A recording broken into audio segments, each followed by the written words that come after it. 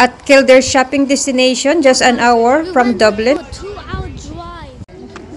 Ang mahal ng donut, grabe, 203 pesos. At sasagutin din natin si Madam, may katanungan siya. Super dry dito. Pag bumili daw ng brief, siguro hindi rin mababasa.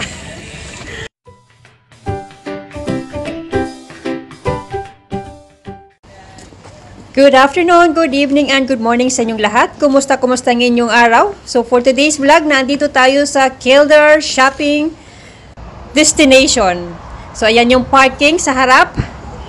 Free parking sila dito. Just an hour from Dublin. Ang weather sa ngayon, maulan at mahangin.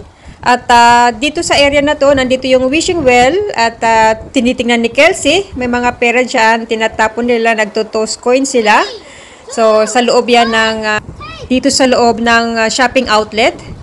So tara guys, ipapasyal ko kayo, ikot ko kayo dito. So ito yung famous na Kildare Village. Nandito yung mga branded na mga clothes, everything. So try nyo mag-pop in. Anong binili mo, Dad? Shoes. Pang party-party. Patrabaho. Andito tayo sa Clark. So ito yung favorite ni Daddy na shoes. Clark ang brand. Kasi matibay siya. Talagang sulit siya pag yung ginamit mo talaga. Worth it yung pera. So na mayroon palang playground dito at sarado. Akala namin bukas. Mom, next time we should go to the playground first. It'll be open next time. O ayan ha, napagsabihan ako. Sabi niya, pumunta daw muna doon sa playground para bukas. Sir Donut. So ayan, nandito muna kami at nag-snack kami dito sa The Rolling Donut. At in-order ni Kelsey yung kanyang hot chocolate. At ang akin naman ay itong blueberries siguro to. Para siyang ubi. So masarap siya guys, yung kanilang donut dito. Kaya lang medyo kamahalan. €3.50. 203 pesos, pero pikit na lang, masarap naman eh. Minsan-minsan lang naman ang treat, kaya hindi ko mapigilan.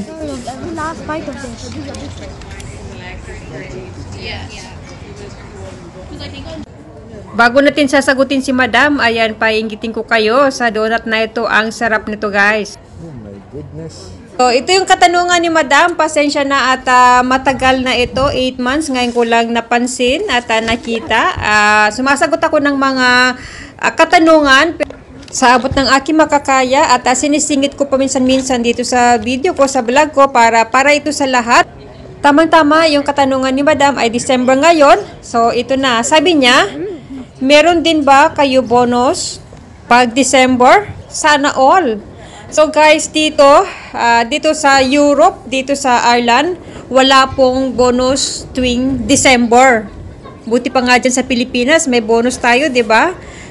Kung meron bang 13-month pay or bonus, unfortunately guys, wala kaming bonus dito sa Ireland. So sa mga ibang employer, nagbibigay sila ng mga gift card tuwing Christmas. Pero dito sa employer ko, wala po kaming bonus, wala kaming 13-month pay. So, ganun talaga ang buhay, di ba? Sana katulad sa Pilipinas para may bonus. So, yan guys, yung gift card naman, pwede mo siyang magamit sa grocery. Halimbawa, €400. So, gagamitin mo siya doon sa grocery para makabili ka ng mga pagkain o kaya mga damit. Depende kung saan mo siya gagastusin. Tapos, isa-swipe lang siya doon. Ayan, malapit ko na maubos yung aking donut. So, ang recommend ko sa donut guys, hindi siya matamis. Tama lang. Ang sarap niya, hindi nakakaumay. So, try nyo tong The Rolling Pin. Dito lang to sa Kildare Village. So, kaya nag-snack na rin ako nito. Akala ko matamis, hindi pala. Ayan no? Ayan yung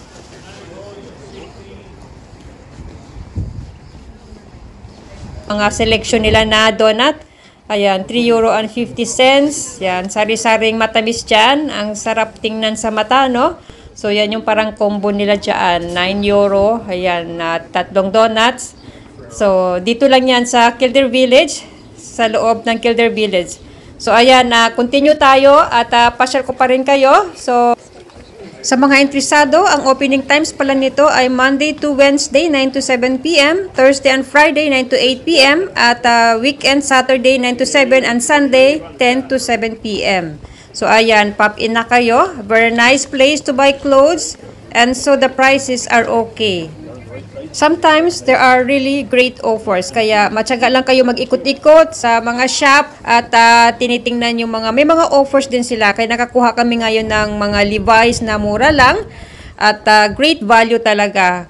Kaya mayroon ding mahal, mayroon ding medyo kaya kasi branded sila eh. So ayan, nandito din tayo sa Superdry. So meron silang mga selection dito na sale, kaya pop in na kayo. Mag-ukay-ukay kayo dito para makahanap kayo ng maganda. Siguro. Super dry dito. Pag bumili daw ng brief, siguro hindi rin mababasa. Ayan, pabili na.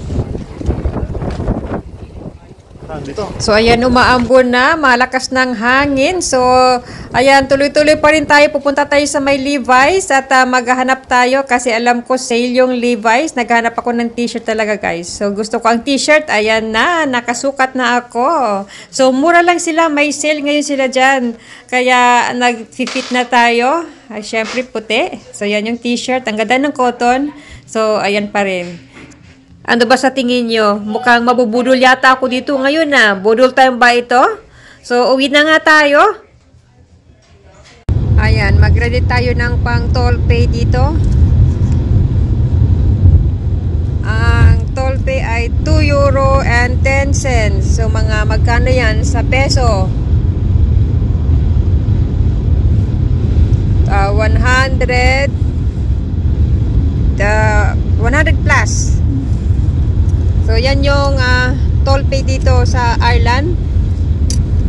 And this only counts for cars. Yes. 8 and Yeah. 7. So, total. €2 ang babayaran sa toll pay. Ayan. But it could cost, Ready natin to para sa toll pay.